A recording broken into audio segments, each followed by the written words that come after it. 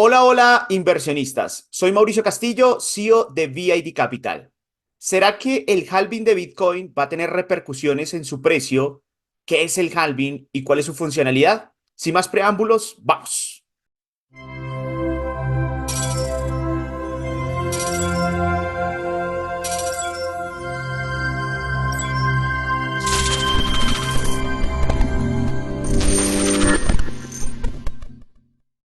Hablemos inicialmente de la evolución de las recompensas con respecto a los halving de Bitcoin que ya han sucedido. El 28 de noviembre del 2012 pasamos de 50 a 25 Bitcoins.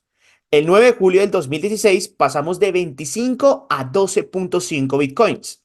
El 11 de mayo del 2020 pasamos de 12.5 a 6.25 Bitcoins. Y este viernes 20 de abril del 2024 se espera que pasemos de 6.25 a 3.1 bitcoins. ¿Qué quiere decir eso? Que cada vez que se da un halving, se reduce al 50% las recompensas que reciben los mineros por minar Bitcoin. Sin embargo, aquí hay dos posturas importantes. Los mineros pueden pensar que no va a ser tan rentable invertir o generar la minería de Bitcoin si el precio no aumenta, debido a los costos de electricidad o de hardware. Pero asimismo, no debemos olvidar que están naciendo nuevos protocolos dentro de la blockchain de Bitcoin que hacen que estos mineros se enfoquen muchísimo más en la verificación de las transacciones, como pueden ser los ordinals dentro de blockchain de Bitcoin. Ahora vamos al gráfico para identificar qué ha venido pasando con los anteriores halving y cuáles son las probabilidades que tenemos frente al halving que estamos a punto de evidenciar.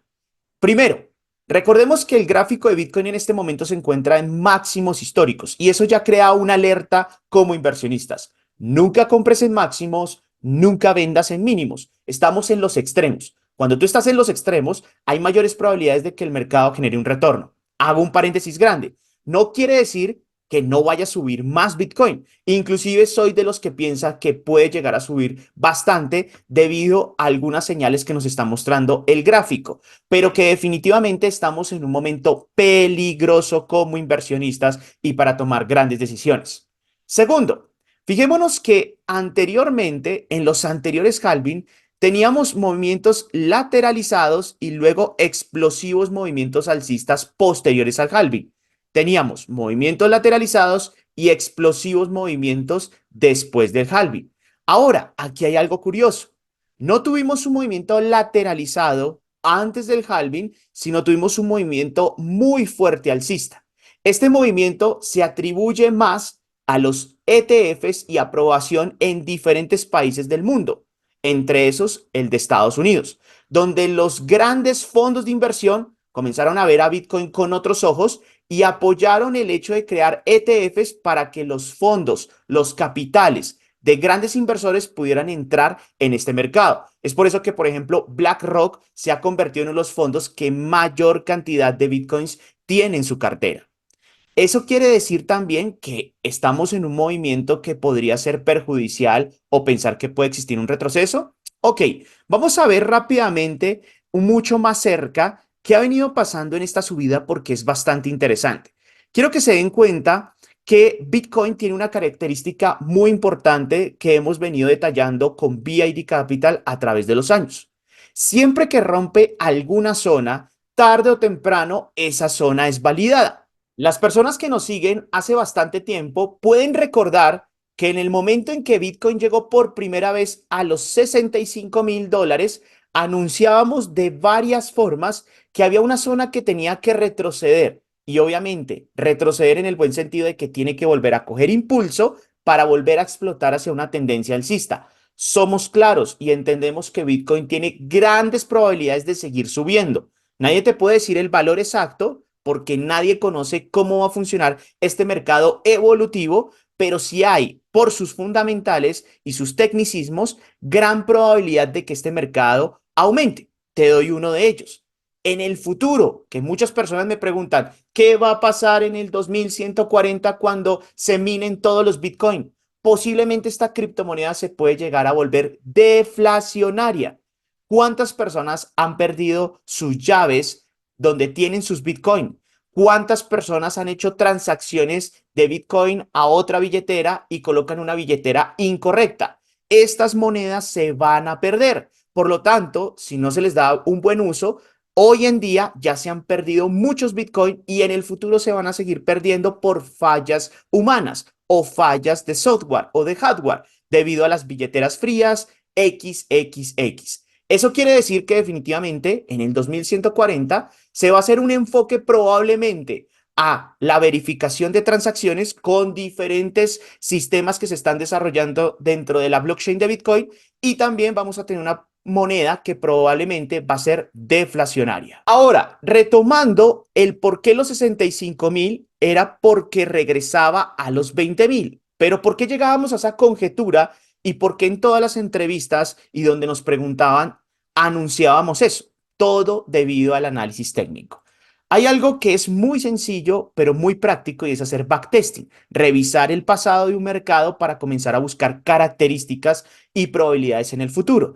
Fijémonos que una vez llegó a los 20.000, que hizo un gran retroceso, el mercado una vez volvió a pasar por los 20.000, rompió y jamás vino a validar.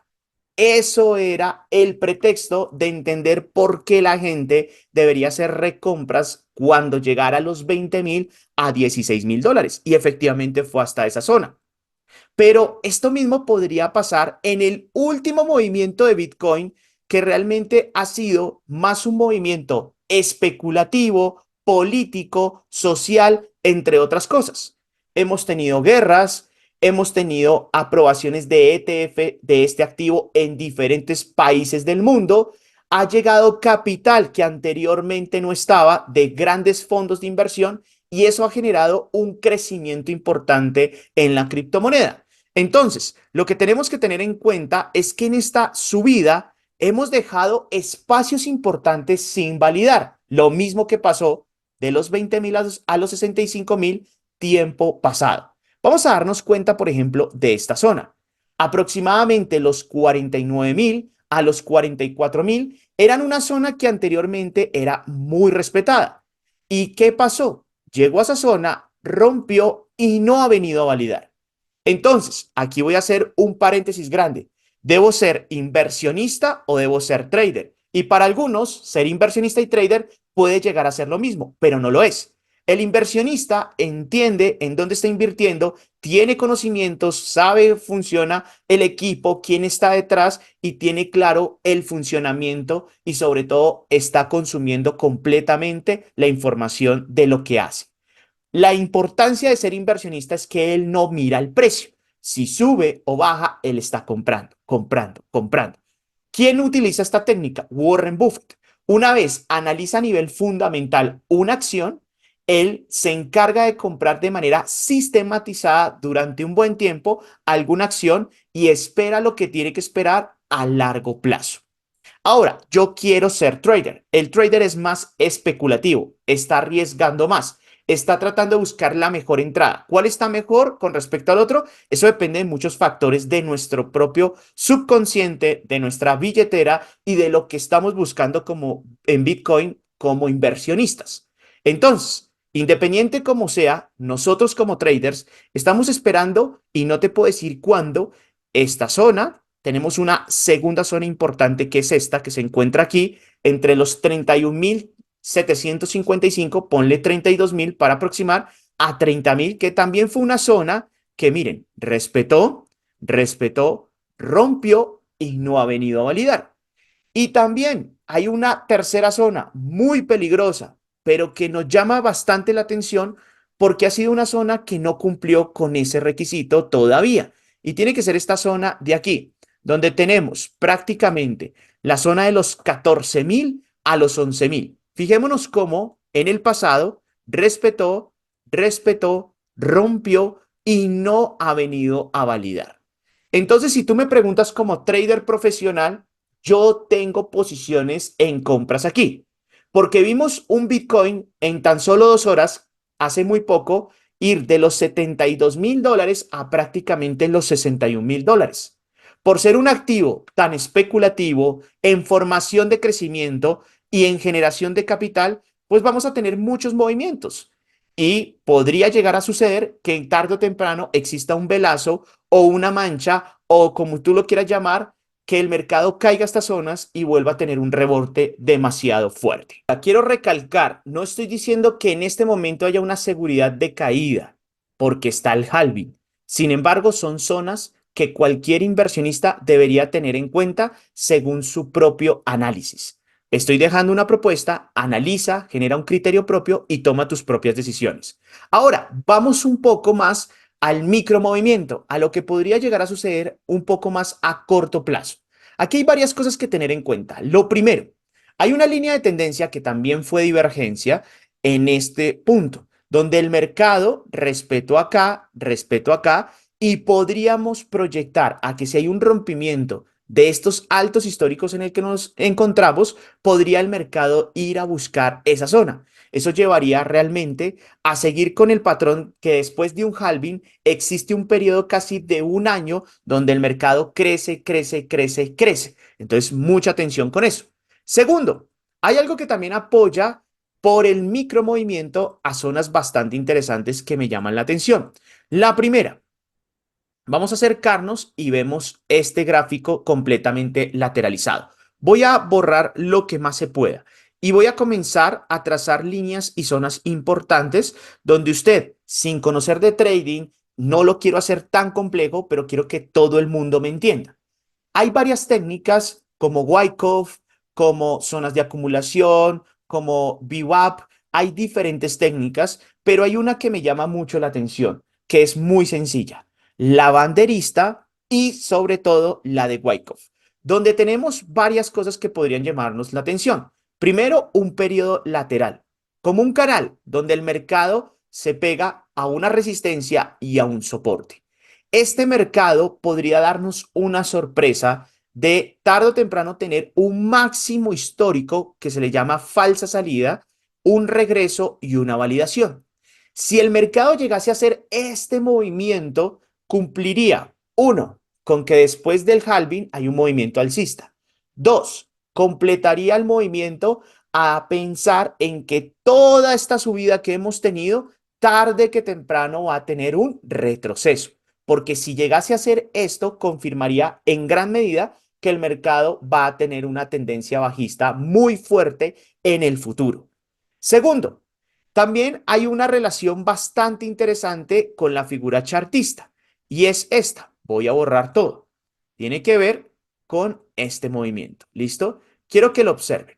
Es un movimiento que quizás es más visible en temporalidades mucho más pequeñas donde vemos como un canal medio diagonal bajista y donde normalmente cuando el mercado se comporta de esta manera, pues normalmente el mercado tiende a romper zonas demasiado fuerte y a tener nuevos máximos históricos. Entonces, si nosotros proyectamos dónde podría llegar Bitcoin en el futuro, aquí hay una zona bastante interesante a tener en cuenta si esa figura chartista debe ser confirmada. ¿Qué es ser confirmada? Que rompa. Cuando sea confirmada, tú simplemente podrías proyectar esta línea que acabo de trazar y definitivamente dejar la proyección una vez haya roto y haya confirmado y te vas a la mitad y a la mitad de la mitad. Por eso ir a los 80,000, ir a los 88,000 están tomando cada vez más fuerza. Tengan en cuenta que Bitcoin es un bebé todavía, que en la población del mundo menos del 5% tiene Bitcoin. Imagínate si esto se sigue expandiendo y cada vez más personas tienen una fracción. Si no me comprendes, hace unos años era normal que las personas tuvieran en una billetera 10, 15, 30 Bitcoins. Hoy ya no es normal. Hoy las personas tienen fracciones de Bitcoin. Por lo tanto, recordemos que un Bitcoin se puede dividir en 100 millones de satoshis. Y esos 100 millones de satoshis son fracciones pequeñitas que se encuentran en diferentes billeteras. Esta es la gran proyección alcista que tenemos. Pero repito, si el mercado va hacia estas zonas, tarde que temprano tendrá que regresar a las zonas que habíamos dicho anteriormente, porque son zonas sin validar. No piense que ha pasado la oportunidad para invertir. Piense más bien qué fue lo que le enseñó esta subida del mercado, qué aprendió y cómo usted puede sacar provecho en el futuro. Un inversionista se hace de las fallas, preguntándose para qué pasó esto, y de sus aciertos, evaluando en qué puede seguir mejorando. Si te gustó este video, apóyanos con un like, comentando y compartiendo. Si no te gustó, también tu dislike y tu comentario nos puede ayudar a seguir creciendo como comunidad educativa. Recuerda que el conocimiento es poder, pero tu superpoder es querer aprender.